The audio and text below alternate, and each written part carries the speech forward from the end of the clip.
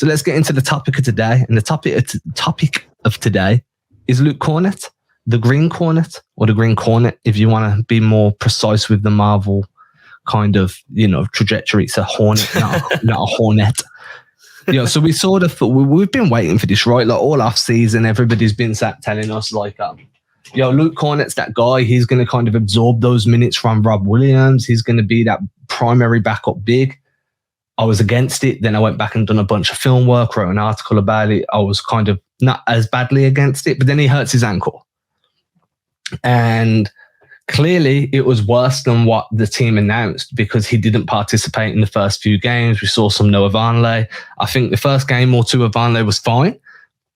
But I think as the season started to go forwards, we started to see the defensive limitations of playing Vonleh start to come through. I don't think he was atrocious. If you follow me on social media, on Twitter mainly, you would have saw that I put out a few clips of Vonleh just getting absolutely smoked on the perimeter. It was really bad. So those limitations came up, and now Luke Kornet Vonleh played 7 minutes in the game on Friday. I'm trying to remember who that was against. Cavaliers. Yeah, 7 minutes against the Cavs, and then he got garbage minutes against the Wizards, right? So Luke Kornet kind of came in, shown that he was making a difference with his length and size and his screening ability against the Cavs, and then earned that full role against the Wizards.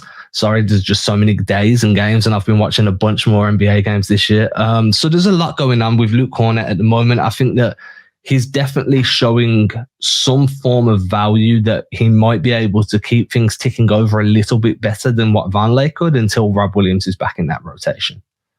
Yeah, and I am wondering, they did go to it a little bit, specifically against the Cavaliers, but they went to that double big lineup. I think they had Griffin and Kornet out on the floor at the same time. I think everyone's stock in Griffin is really, really dropping. Like, I think he might be out of the rotation there. And I mean, if he's just going to be a vibes guy, that's great. But I think what we've seen out of Kornet the last two games, I mean, specifically that Cavs game, I think he had about 25 minutes on the floor, and no other center outside of Al Horford had more minutes than him. No other center on the roster cleared more than 11 or 12 minutes. I think it was Griffin, and then, like you said, Vonleh had like 7 minutes in that game. So it looks like awful, dude. Like, it was really bad. They were dragging him out. Yeah. They were baiting him onto the perimeter and then just cooking him. It was bad. He's not going to be that kind of defensive guy, right? Like, I think when they brought in Vonleh, I think he's sort of that guy that gives you a bit of energy, and his speciality is not going to be on the defensive end. But yeah, it looked rough. I mean, to be fair, the Cavaliers came out and they punched the Celtics right in the teeth. That was a tough game. It was definitely winnable. The Celtics had a chance there at the end, and they should have closed it out. I digress. I just think the Cavaliers need to be taken very, very seriously this season. In terms of what we saw from Kornet, though, I thought he looked really poised. And considering that, he missed all of that time in the preseason and in, training camp and all that with that ankle injury that keeps coming up, he looked pretty damn good in this last game against the Wizards. He had 19 minutes, I think. He was a plus 11. He's not doing anything that's like fantastic in terms of like, I don't know, like he's not like lighting it up offensively, but he's doing all the things that you need him to do. He's keeping your defense afloat there. And I don't know if you noticed this, but I feel like against the Wizards specifically, there was a lot more switching. It felt like there was a bit more switching. Any drop, dude. It was an aggressive switch. And I think that's just because Kornet can kind of switch onto bigs and then get scrammed out if he gets a mismatch, someone smaller than him's on him. He's a bit more mobile. I wouldn't say that he's ridiculously mobile. His hips are still a little bit stiff. He doesn't flip them perfectly. He got caught a few times with a 3-second violation, which is multiple violations in one game in the NBA is usually quite rare. Guys usually can just camp there and nobody's calling that. So that was fun.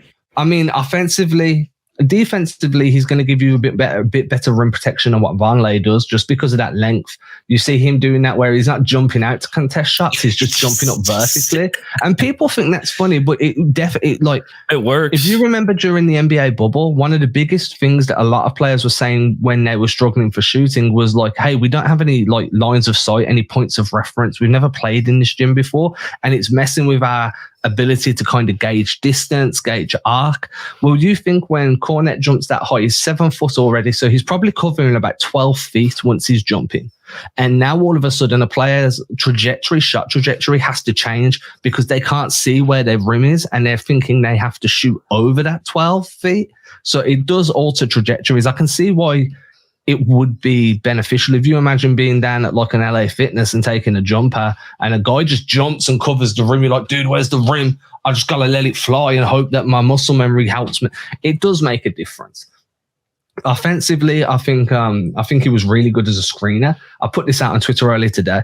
As screen assist points, like players that scored points directly off a Luke Kornet screen. Kornet had 12 screen assist points. Damn. The Wizards had 16 as a team. Do you know what I'm saying? Like he was a good screener, a willing screener, whether that was staggers, whether it was singles, pins, pin-ins, whatever type of screen he was throwing out there. He was very poised. He didn't really move. He set his feet, made sure there was contact before moving on. And then the only downside is I would have liked him. There was a few times where he had got the ball in that midi and he could have just let a floater go. And he kind of like redirected the rock and gave the defense time to reset. That will come in time, right? That aggression, that scoring aggression will come in time. I do like the fact that he hit that corner free. And the reason I like the fact he hit this corner free is this. If you watch the Cavs play, they do a lot of screening actions where it's like a stagger screen and they'll have Evan Mobley come off, like be one of the screen setters and then pop into the corner. And then Mobley just occupies that corner shooter role. And the reason they do that is because whatever big is guarding Mobley, you've basically taken him out of the defensive possession. Now, you're not going to help off of Evan Mobley because he's going to hit the free or he's going to drive at you. And with his size and the way he can kind of drop step round guys, he might get a poster on you. So you're gonna keep a big on him. And if he's in the corner, that spaces out the low man help around the defense around the rim. And now there's more room for guys like Donovan Mitchell to drive and do what they need to do. If Kornet can keep hitting threes, and it's far too early yet for him to have that type of gravity, but if he's like, say he's taking 3 threes a game and he's averaging 38% on them by January, well, now running stagger actions and having him pop to the corner could have some semblance of impact of what we see with Mobley, obviously on a lesser scale, but it's just that extra wrinkle that I think is going to be important.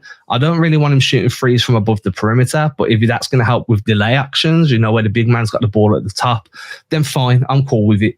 But overall, I think he's been solid, like really solid.